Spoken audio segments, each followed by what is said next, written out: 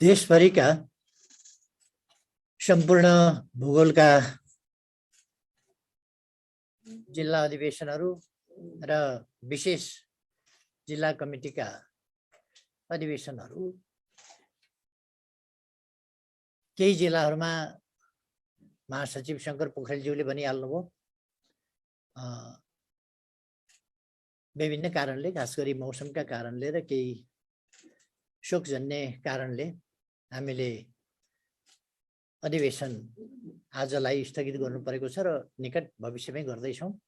आज सबै जिल्ला अधिवेशनहरूमा उद्घाटन सत्रमा सरिक हुनुभएका सम्पूर्ण कमरेडहरूलाई म हार्दिक अभिवादन भन्न चाहन्छु र सबभन्दा पहिले त आज सबै जो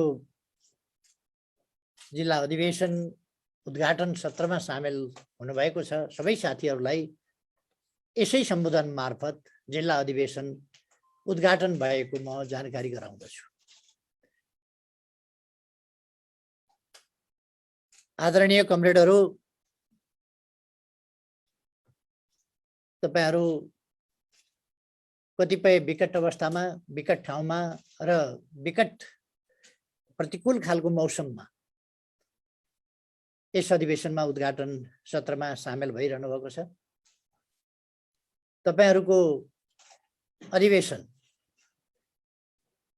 अत्यन्तै भव्यताका साथ शानदार ढङ्गले सफल होस् भनेर म सबैमा हार्दिक शुभकामना भन्न चाहन्छु। सफल हुने नै छ। यो नेकपा एमालेको अधिवेशन हो। सबै ठाउँहरूमा हुन्थ्यो, 83 ठाउँहरूमै हुन्थ्यो आज। तर मैले अघि नै भने, महासचिवज्यूले पनि भन्नुभयो के कारणले हुन सकेन भनेर। केही ठाउँहरूमा हुन नसके पनि आम रूपमा अधिवेशन एकैसाथ हामी गरिरहेका छौँ र यसको एउटा हामीले परम्परा जस्तो नै बसाइसकेका छौँ। र अहिलेको अवस्थामा हामीले पहिले वडा अधिवेशनहरू एकै दिन गर्दा अथवा पालिका अधिवेशनहरू एकै दिन गर्दा अथवा विधान महाधिवेशनको आयोजना गर्दा अथवा पार्टीको 10औं राष्ट्रिय महाधिवेशनको आयोजना गर्दा हरेक समयमा सहमतिलाई जोड दिएका छौँ।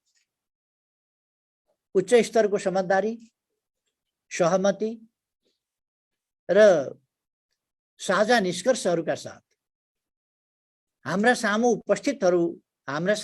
उपस्थित भएका चुनौतीहरूको सामना गर्ने र हाम्रा अगाडि प्रकट भइरहेका उज्याला सम्भावनाहरू तिनीहरूलाई साकार बनाउने कुरामा हाम्रो पार्टीको तमाम कार्यकर्ता पंक्तिको, सिङ्गो पार्टी सदस्यता पंक्तिको एकता आवश्यक छ। त्यस एकताका लागि उच्च स्तरीय समझदारी, धैर्यता, संयम र देशका उद्देश्यहरू, हितहरू त्यसप्रति समर्पित हुने र आफ्ना साना क्षणिक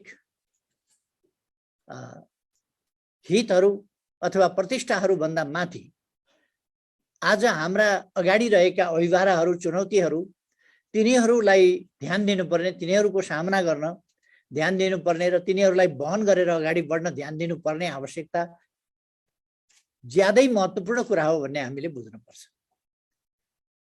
र हामीले भन्दै आएका छौँ र हामीले हाम्रो पार्टीको 10औं महाधिवेशनमा पनि गर्यौँ।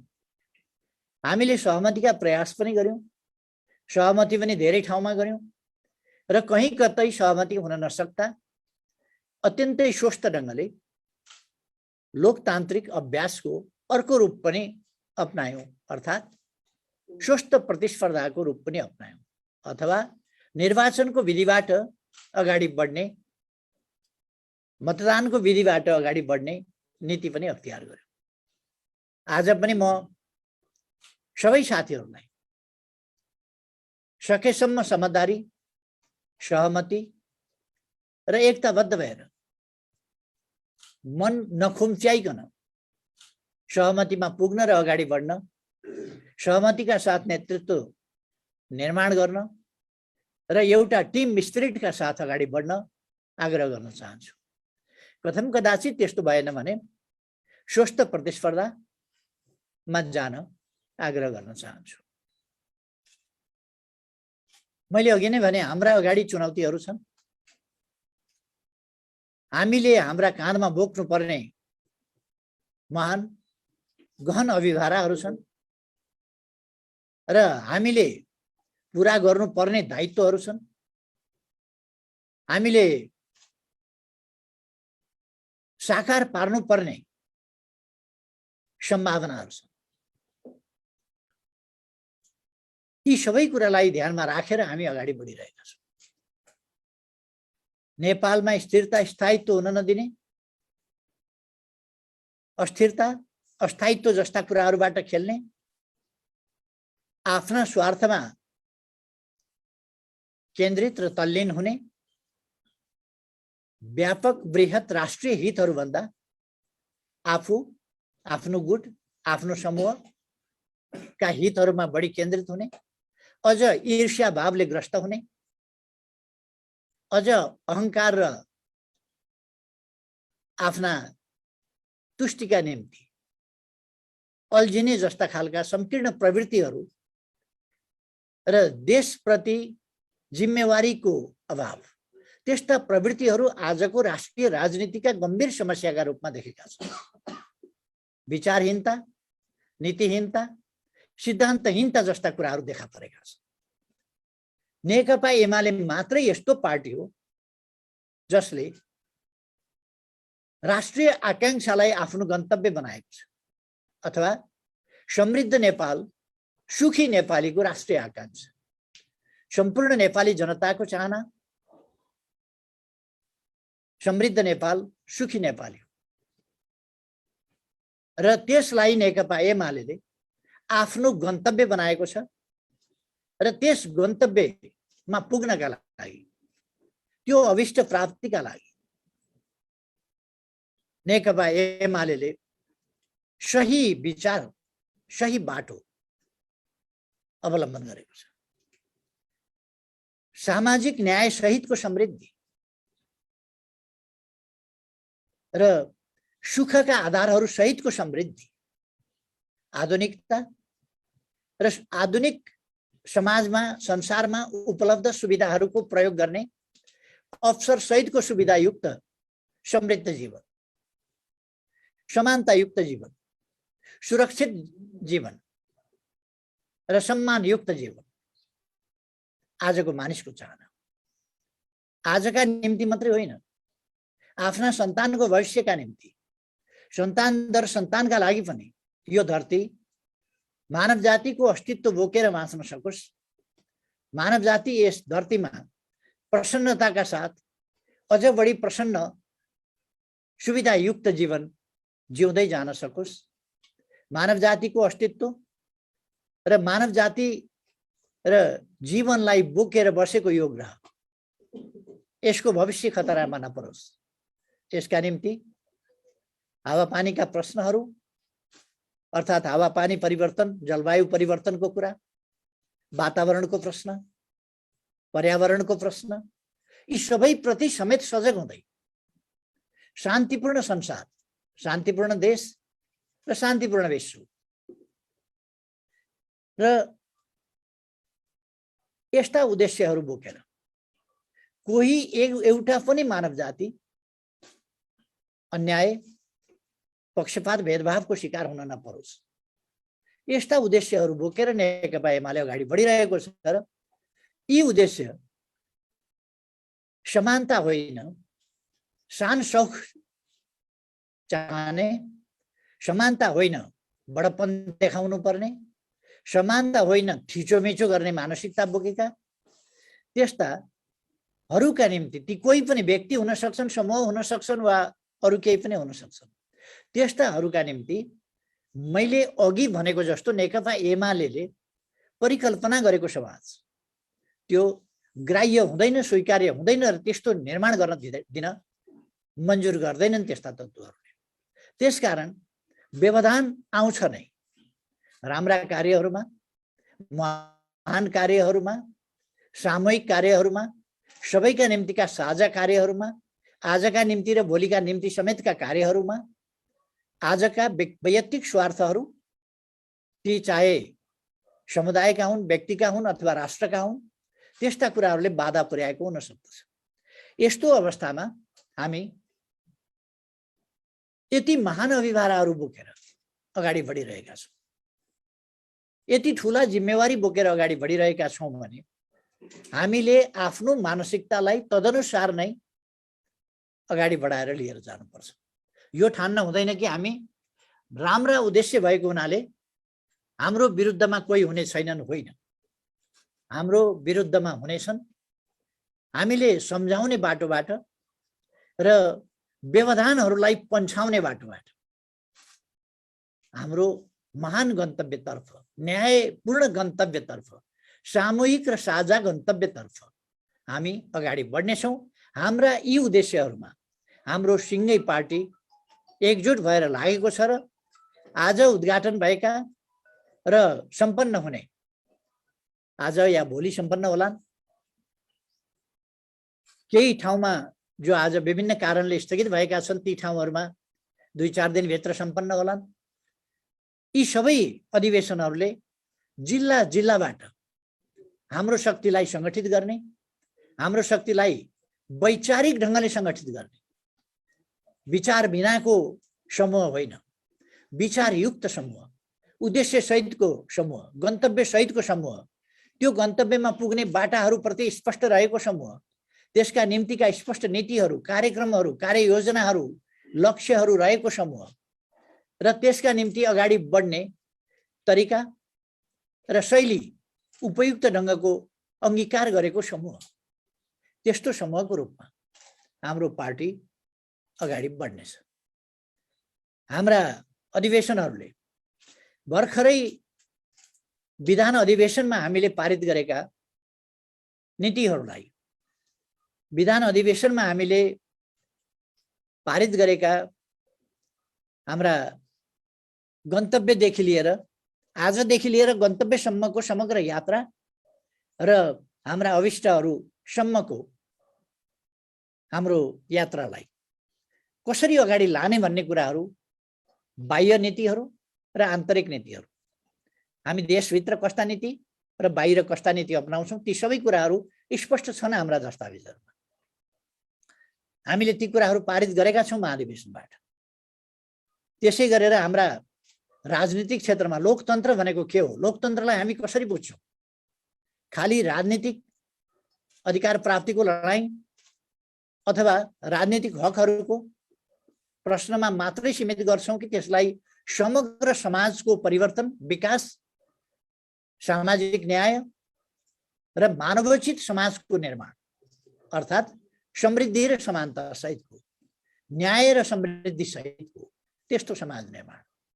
राजनीतिमा जनताको सेवा, मुख्य कुरा जनताको सेवा, सेवाका निम्ति सुविधायुक्त सेवा र त्यस गन्तव्यमा पुर्याउने कुरा, यिनै चिजहरूका लागि हामी कस्तो अर्थनीति, कस्तो समाज नीति, कस्तो सांस्कृतिक नीति, कस्तो परराष्ट्र नीति, अन्य नीतिहरू कस्तो, पूर्वाधार सम्बन्धी नीति, बाह्य सम्बन्धका प्रश्नहरू, हाम्रो आर्थिक नीतिको सम्बन्धमा या विकासको प्रश्नमा हाम्रा साधन स्रोतहरूको प्रयोग र बाह्य के कुरा बाहिरबाट हामी लिन्छौँ।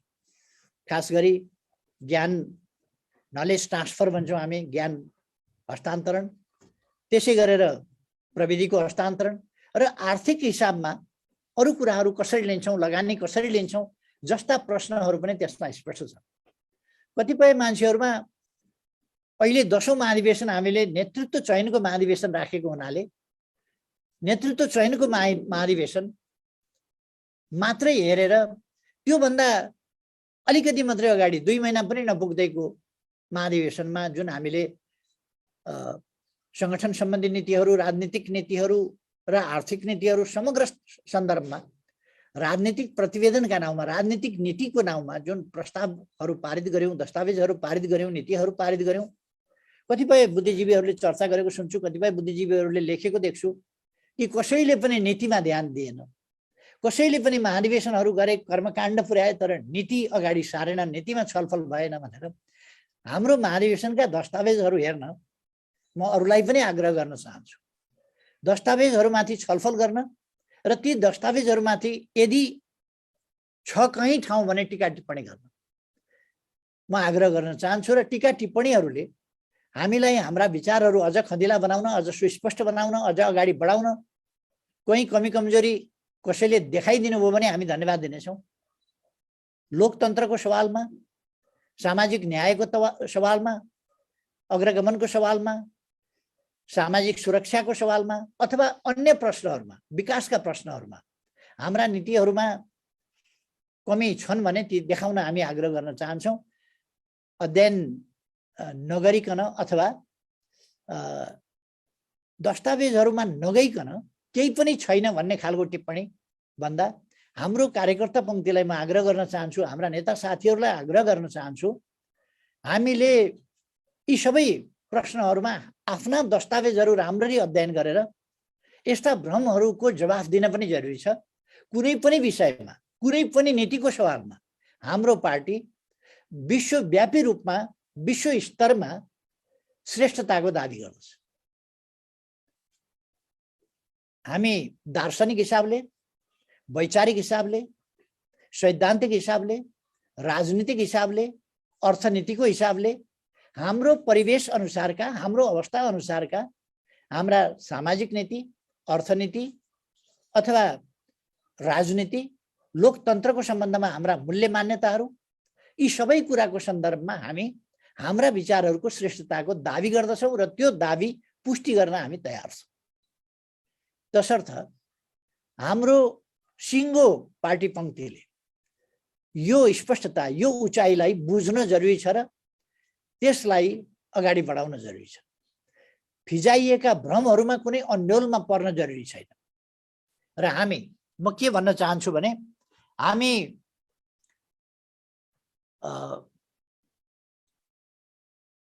एकातिर जाने भन्दै गर्ने, हिँड्ने अर्कातिर त्यस्तो गर्दैन। हामीले कुनै कुनै पार्टीका महाधिवेशन देखेका छौँ, कम्युनिस्ट पार्टीको लगभग 2/3 को हैसियतलाई टुक्र्याउने, पार्टी फुटाउने, सरकार गिराउने, अनेक तमासा गरेर सरकार गिराउने, सरकार अस्वस्थ ढङ्गले, अनुचित ढङ्गले, असंवैधानिक ढङ्गले सरकार गिराउने, विपक्षीसँग मिलेर विरोधी विचार, विरोधी दर्शन, विरोधी सिद्धान्त र विरोधी उद्देश्यहरू भएका शक्तिहरूसँग मिलेर आफ्नो प्रगतिशील वामपन्थी सुशासन र विकासलाई मूल मन्त्र बनाएर आर्थिक उन्नति र सामाजिक न्यायको दिशामा अगाडि बढिरहेको सरकार, तीव्र ढङ्गले विकासको बाटोमा अगाडि बढेको सरकार ढालेर 5 दिशातिर फर्किएको, गन्तव्य नभएको त्यस्तो एउटा स्वार्थ समूहहरूको गठबन्धनको सरकार बनाउने अनि समाजवाद निर्माणको नेपाली बाटो भनेर लफ्फाजी पनि दिँदै गर्ने, गफ पनि दिँदै गर्ने र कार्यकर्ता अल्मल्याउँदै गर्ने नीति हाम्रो पार्टीको होइन। हामी जे भन्छौँ त्यो गर्छौँ, जे गर्नु छ त्यो भन्छौँ। हिँड्ने एकातिर, भन्ने अर्को कुरा, गर्ने एउटा काम, भन्ने अर्को काम, भन्ने अर्कै कुरा, त्यस प्रकारको हाम्रो नीति होइन।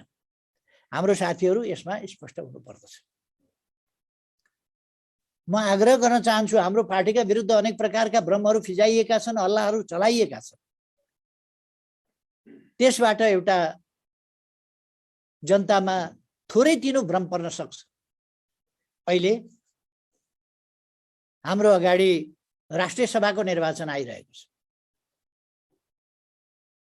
राष्ट्रिय सभाको निर्वाचन माघ 12 गते सम्पन्न हुन्छ, मतदान हुन्छ त्यसमा 12 गते, र त्यसको परिणाम हाम्रा निम्ति अलिक प्रतिकूल आउन सक्छ। किन प्रतिकूल आउन सक्छ भने त्यो आजको जनमत होइन, र त्यो कुनै यथार्थ जनमत होइन। हामीले हिजो 4.5 वर्ष अगाडि 4 वर्ष अगाडि जनताबाट जुन जनमत ल्याएका थियौं त्यस जनमतलाई त्यो जनमत ल्याउँदाखेरि हामीले विभिन्न पक्षहरूलाई सन्तुलन मिलाएर विभिन्न पक्षलाई सिट दिएर र विभिन्न प्रकारका व्यवस्थापन, साथीहरूले सुन्नुभएको छ, व्यवस्थापनका नाउँमा विभिन्न व्यक्तिहरूलाई विभिन्न प्रवृत्ति भनेर त्यसलाई सम्बोधन गर्ने नाउँमा सिटहरू बाँडेका पनि थियौं। ती कुराहरूलाई हतियार बनाएर तिनलाई आधार बनाएर हिजो हाम्रो शक्तिको आधारमा बनाइएका, अहिले यो जनता मतदाता होइन, पहिले नै निर्वाचित प्रतिनिधिहरू मतदाता हुने अवस्थामा निर्वाचित पहिलेकै जनमतबाट, हाम्रो बेग्लै परिस्थितिको जनमतबाट जो निर्वाचित भएका थिए तिनीहरूलाई नै एउटा बिगार्ने भत्काउने स्थितिबाट र प्रतिक्रियावादीसँग साँठगाँठ गरेर कम्युनिस्ट आन्दोलनलाई कम्युनिस्ट आन्दोलन भित्रैबाट सखाप पार्ने उद्देश्यका साथ केही तत्त्वहरू लागे। मैले तिनको नाम भनिरहनु पर्दैन, सबैलाई थाहा छ। त्यस्तो अवस्थामा अहिलेको राष्ट्रिय सभा निर्वाचन त्यो हिजोको जनप्रतिनिधिहरू त्यहाँबाट निर्वाचित हुने हो, जसलाई सकेसम्म ध्वस्त पार्न खोजिएको थियो। तर त्यस्तो ध्वस्त हुने स्थिति होइन। तर परिणाम त यदि हाम्रो 51 छ भने हामी जित्थ्यौं। 2 जना मान्छे तलमाथि पारिदिँदा हाम्रो 49 मा झर्छ। विपक्षी गठबन्धन भन्ने जुन छ अहिले, यो अपवित्र गठबन्धन, यो प्रतिगामी गठबन्धन, यसको 49 बाट 51 हुन सक्छ, 48 बाट 52 हुन सक्छ, 45 बाट 55 हुन सक्छ र हामी 55 बाट 5 जना मान्छे त्यसबाट बिगार्दाखेरि हाम्रो स्थिति 45 मा झर्न सक्छ। तर अहिले पनि हामी एक्लै अरु पार्टी भन्दा मजबुत छौं, एक्लै अरु भन्दा माथि छौं। तर यसमा 50% चाहिने जुन अवस्था हो त्यसमा सम्पूर्ण शक्तिहरू मिलेर यति बेला हिजोको जनमत र हिजोको परिस्थितिको दुरुपयोग गरेर अहिले हाम्रा निम्ति अलिकति प्रतिकूल परिणाम यस राष्ट्रिय सभा निर्वाचनबाट आउन सक्छ। म साथीहरूलाई भन्न चाहन्छु र जनसमुदायलाई पनि स्पष्ट पार्न चाहन्छु, यो आजको जनादेश होइन, आजको जनमत होइन, आजको यथार्थ होइन, हिजोको बेग्लै परिस्थितिको दुरुपयोग गरेर पैदा गरिएको अवस्था हो। त्यसकारण यसमा हाम्रो अलिकति सकारात्मक परिणाम आएन भनेर अनौठो मान्नुपर्ने कुनै आवश्यकता छैन। यो हिजोको कुरा हो। र नेकपा एमालेलाई संसदीय क्षेत्रमा, संसदीय सङ्घर्षको मैदान र तीनै तहका निर्वाचनहरूमा नेकपा एमाले माथि गर्न सक्ने हानिकारक प्रहार, नोक्सानदायी प्रहारको अन्तिम किस्ता यो हो। नेकपा एमाले फुटाउने तत्त्वहरूले गरेको प्रहारको अन्तिम किस्ता यो हो। यसभन्दा पछि जनतामा जाँदा अब उपरान्त उनीहरूसँग त्यो हैसियत रहँदैन। त्यसै कारण सबैले सुनिरहनु भएको छ, जो जति कमजोर छ त्यो त्यति बढ्ता चर्को गरी कराइरहेको छ कि यो गठबन्धन निर्वाचनसम्मै जानुपर्छ भनेर। जो जति कमजोर छ उसलाई गठबन्धन त्यति बढ्ता चाहिएको छ। नेकपा एमालेलाई गठबन्धन चाहिएको छैन। नेकपा एमाले एक्लै चुनौतीहरूको सामना गर्न सक्षम छ। नेकपा एमाले देशका निम्ति खटेको, जनताको सेवाका निम्ति समर्पित, जनताका निम्ति काम गरेर आएको, विकास प्रेमी, शान्ति प्रेमी र देश बनाउने संकल्प बोकेको र बनाउन योगदान गरेको र कामबाट आफ्ना विचारको श्रेष्ठता र व्यवहारको श्रेष्ठता, यी कुराहरू प्रमाणित गरेर आएको पार्टी हो, जनताको पार्टी हो। त्यसकारण यसलाई जनताबाट कसैले अलग गर्न सक्दैन र कमजोर पार्न सक्दैन। सबैलाई थाहा छ, आजको मात्रै मैले एउटा अखबार हेरेको थिएँ, सायद कारोबार भन्ने आर्थिक पत्रिका, त्यसको मुख्य समाचार छ, आर्थिक क्षेत्रमा 6 महिना खेर गयो। 6 महिना, पहिलो 6 महिना, देशको पहिलो 6 महिना, आर्थिक वर्षको पहिलो 6 महिना आर्थिक विश्लेषण गर्ने पत्रिकाको भनाइ छ खेर गयो। 6 महिना खेर गयो, अर्को 6 महिना पनि खेर जान्छ। यो खेर जाँदाखेरि विकास नहुने मात्रै होइन, विकासलाई पछाडि पार्ने काम हुन्छ र 1 वर्षले अरु 2-3 वर्ष त्यसलाई मेकअप गर्न, त्यसलाई परिपूर्ति गर्न लाग्छ र हामी यस ढङ्गले आर्थिक क्षेत्रमा ध्वस्त हुँदैछौँ।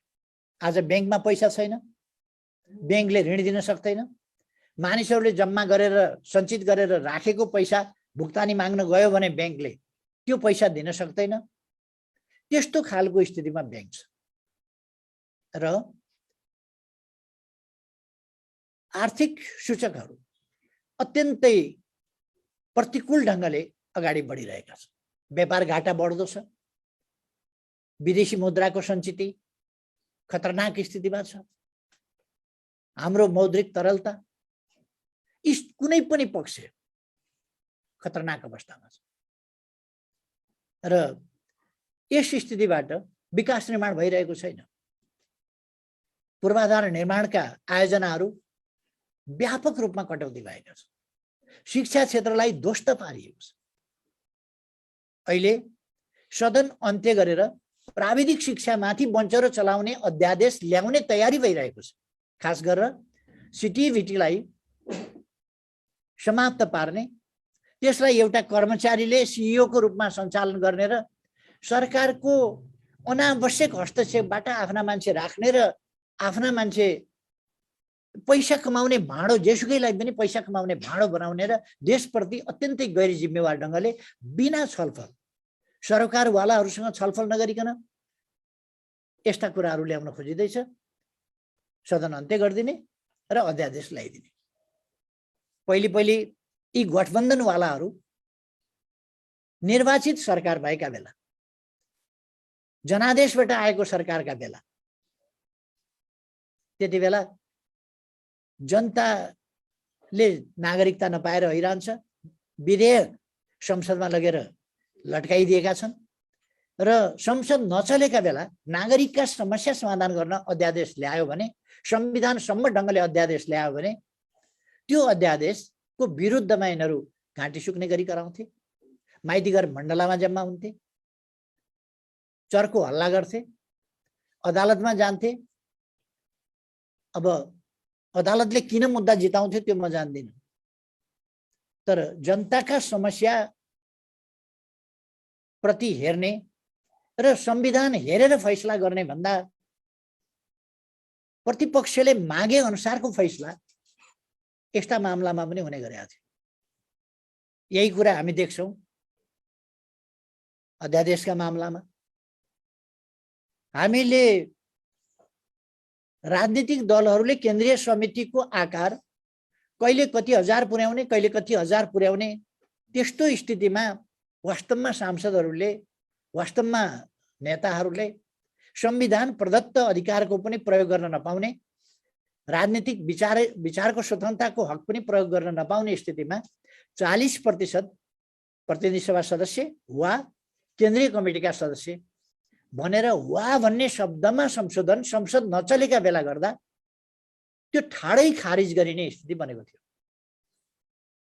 त्यो ठाडै अस्वीकार गरिने स्थिति बनेको थियो। तर सोधिकन राति 12 बजे संसद विघटन गर्ने र भोलिपल्ट बिहान अध्यादेश जारी गरेर 20% केही पनि वा भनेर ल्याउने, नेकपा एमाले 15 दिन अगाडि निकालेका सांसदहरू राखेर अर्को पार्टीलाई वैधानिकता दिने, 35 दिन 45 दिनको विचार छलफल गर्न पर्ने ठाउँमा निर्वाचन आयोगले 1 हप्ताभित्र हतार ती कामहरू गर्ने, यी कुराहरू हामीले देख्यौँ। यसले देखाउँछ कि हामी एक प्रकारको घेराबन्दीमा परेकै हौँ, तर हामीलाई फेरि जनताको रक्षा कवच प्राप्त छ, जनताको स्नेहको, माया ममताको, भरोसाको, विश्वासको रक्षा कवच प्राप्त छ, आशीर्वाद प्राप्त छ। त्यसकारण हामीलाई कसैले पनि एकछिन अध्यादेश, एकछिन परमादेश, परमादेशले एकछिन एउटा कठपुतली सरकार बन्ला, तर परमादेश अनन्त सत्य होइन, जनादेश अन्तिम सत्य हो। जहाँ पनि जनादेश र जनशक्ति, जनताको इच्छा, जनताको चाहना र अन्तिममा जनताद्वारा जुनसुकै प्रकारले प्रकट भएको पनि आदेश, त्यसैले दुनियाँ परिवर्तन गरेको छ, दुनियाँका राजनीतिलाई परिवर्तन गरेको छ। र हाम्रो देशमा मतदान मताधिकारबाट जनताले आफ्नो मताधिकार जनादेश प्रकट गर्ने अवसर पाएको छ। त्यसकारण हामी त्यस दिनको प्रतीक्षा गरिरहेका छौँ। त्यस दिनको प्रतीक्षा गर्दै पर्खिएर चुप लागेर प्रतीक्षा गर्ने होइन, तयारीमा जुटेर प्रतीक्षा गर्न म साथीहरूलाई आग्रह गर्न चाहन्छु। आज हामी प्रतिपक्षमा छौँ, तर हाम्रो पार्टी प्रवेश गर्ने, विभिन्न पार्टी परित्याग गरेर हाम्रो पार्टी प्रवेश गर्ने साथीहरूको लहर चलेको छ देशभरि। आज मात्रै पनि एकैछिनपछि म अनेक प्रवेश कार्यक्रमहरू पनि गराउँदैछु। एकैछिनपछि अरू ठाउँहरूमा पनि यस्ता प्रवेश कार्यक्रमहरू भइरहेका छन्। मैले यो किन चर्चा गरेको भने हामी प्रतिपक्षमा छौँ, हामीबाट कुनै लाभ कसैले तत्काल पाउँछु भन्ने कुरा होइन। तत्काल लाभ त अहिलेको अपवित्र प्रतिगामी गठबन्धनमा सामेल भएर लाभ प्राप्त गर्ने सम्भावना होला। क्षणिक लाभ, तात्कालिक लाभ नेकपा एमालेमा प्रवेश गरेर कसैले प्राप्त गर्ने सम्भावना छैन। नियुक्ति सियुक्ति केही पनि पाउने सम्भावना छैन। तर नेकपा एमालेमा किन प्रवेश गरिराखेका छ मानिस भन्दा, नेकपा एमाले देशलाई माया गर्ने, देशका लागि लड्ने, देश बनाउने पार्टी हो। जनताका लागि माया गर्ने, बुढाबुढी, अशक्त, बालबालिका अथवा बेसहारा, असहाय सबैलाई हेर्ने, पछाडि परेको समुदायलाई हेर्ने, कोही भोकै पर्दैन, कोही भोकले मर्दैन भन्ने नाराका साथ अगाडि जाने त्यो पार्टी, भोकाहरूलाई सम्झिने, नाङ्गाहरूलाई सम्झिने, घरविहीनहरूलाई सम्झिने, घरमा जस्ता पाता हालिदिने, जनता घर नभएकालाई घर दिने, भूकम्प पीडितहरूलाई पुनर्स्थापना गराउने त्यो पार्टी हो नेकपा एमाले भन्ने जनतालाई थाहा छ। राष्ट्रको स्वाभिमानलाई माथि उठाउने, देशको भूभाग सामेल गरेर नक्सा जारी गर्न आँट गर्ने र तुइन काटेर खोलामा हालिदियो मान्छे भने पनि बोल्न नसक्ने त्यस्तो खालको निम्छरो सरकार होइन। त्यस्तो खालको पार्टीले नेतृत्व गरेको सरकार पनि होइन। एक्लै नेकपा एमाले दृढताका साथ बोल्थ्यो, दृढताका साथ कदम चाल्थ्यो। आज 5 तिर फर्किएका 5 भाइ छन्, चुइक्क बोल्न सक्दैनन्, आफ्नो नागरिकको बारेमा बोल्न सक्दैनन्, नागरिकको ज्यान गएको बारेमा बोल्न सक्दैनन्। शरम लाग्छ यस्ताहरू सरकारमा बस्ने, कसरी हक राख्छौँ भन्ने ठान्छन्। तर यतापट्टि अहिले म जान चाहन्छु। हामीले हाम्रो अभिभारा बुझेर अगाडि बढ्नु छ, हामीले देश बनाउनु छ। हामीले देशलाई एउटा सभ्य, सुसंस्कृत, स्वस्थ प्रतिस्पर्धामा आधारित लोकतन्त्रका मूल्य मान्यता, आधारभूत मूल्य मान्यतामा आधारित राज्यका सबै अङ्ग, व्यवस्थापिका, कार्यपालिका, न्यायपालिका सबै आफ्ना ठाउँमा आफ्ना मर्यादामा बस्छन्। स्वच्छता, निष्कलङ्कता र नैतिक मूल्य मान्यता, यी कुराहरूमा शासकहरू र राज्यका अङ्गहरू, राज्यका निकायहरू प्रतिबद्ध हौँ। लोकतन्त्रका एउटा सभ्य समाजका मूल्यहरू यी हुन्। तर यी मूल्यभन्दा आज हामी देखिरहेका छौँ, मानिसहरू हरेक ठाउँमा योग्य मानिसहरूलाई निष्कासन गर्ने र भर्ती केन्द्र हरेक संस्थाहरूलाई बनाउने। आज 30,000 भन्दा बढी बालिकाहरूले नर्सिङ पढ्छौँ भनेर एप्लाई गरे। नर्सिङ कलेजहरू बन्द गर्ने अभियान चलाएको छ सरकारले। र अब विदेश पठाउने अभियान, जो विदेश गएर पढ्न सक्छन् तिनलाई विदेश पठाउने, जो पढ्न सक्दैनन् तिनलाई यहाँ घाँस दाउरा गराउने अथवा खाडीतिर पठाउने र रेमिटेन्सको लोभ गर्ने, त्यस दिशामा सरकार गइरहेको छ, जो अत्यन्तै दुःखद कुरा हो। मैले धेरै केही भनिरहनु आवश्यक छ जस्तो लाग्दैन। अहिलेको सरकार सरकारमा बस्न सुहाउने नै सरकार होइन, त्यसैले सरकारमा बस्न जनताले आदेश दिएको थिएन। सरकारले आदेश नदिएका मान्छेहरू अन्यत्रैबाट, संसदले त सरकार परिवर्तन भएकै थाहा पाए। जुन संसदले सरकार परिवर्तन गर्ने, सरकार निर्माण गर्ने, सरकार परिवर्तन गर्ने, प्रधानमन्त्री नियुक्त गर्ने, नियुक्तिका लागि सिफारिस गर्ने, सरकार गठन गर्ने काम जहाँ संसदले गर्छ, त्यो संसदले प्रधानमन्त्री हटाइएको, अर्को प्रधानमन्त्री नियुक्त गरिएको, अर्को प्रधानमन्त्रीले शपथ ग्रहण गरिसकेको, यी सबै कुरा संसदले थाहा पाएन। संसदले एकैचोटि विश्वासको मत लिने ड्रामामा सरिक हुन बाध्य भयो। त्यो एउटा ड्रामा थियो, असंवैधानिक क्रियाकलापबाट जन्मिएको अस्वस्थ ड्रामा थियो त्यो। म नेपाली जनतालाई आग्रह गर्न चाहन्छु, यस्ता ड्रामाहरूलाई आगामी दिनमा अन्त्य गर्नुपर्दछ। हामीले म आग्रह गर्न चाहन्छु, निवेदन गर्न चाहन्छु, जनताको अदालतले यस्ता कुराहरूको सही फैसला दिनुपर्दछ, सामूहिक फैसला दिनुपर्दछ। झन्डै 3 करोड नेपालीले एकजुट आवाज आफ्ना मतपत्रहरूबाट प्रस्फुटित गर्नुपर्दछ।